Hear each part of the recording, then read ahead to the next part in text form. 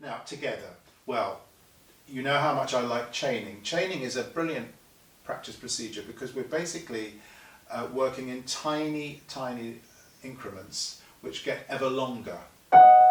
So all I have to do first is to be able to chain up to the second note. Then I can add the next note. Right? And once I'm coordinated with that, I simply add one more note. And I might want to repeat that because nobody formed a habit by doing something just once. So I want to form good habits. I want to do this completely correctly with the fingering that I use, with the type of sound that I use, and also with a nice relaxed pair of arms. You see how I'm gradually adding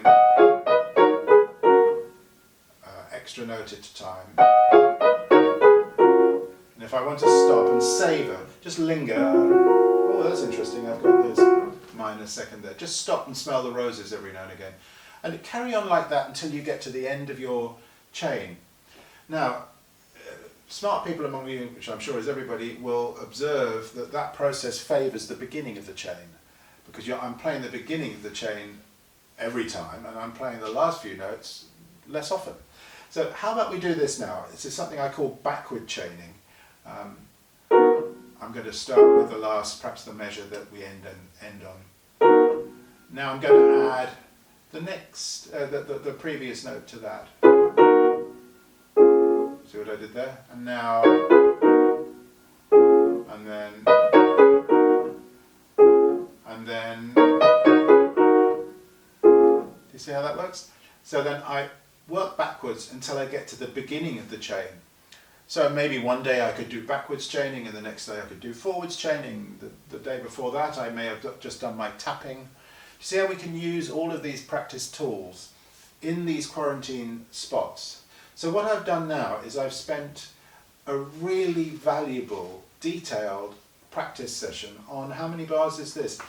Eight measures of music, which then I can just leave and do again tomorrow. And then maybe I could also be working on other areas of the piece that perhaps I'll be polishing, adding a little bit of finesse. So I've got the piece in various stages of repair, as it were. I've got parts of the piece that I can play very nicely, and I've got other parts, such as these cue spots, that give me issues. Which is why it's really important to isolate the parts that give me difficulties. Why be practicing hours what I can already play when there are chunks of the music that are not playable?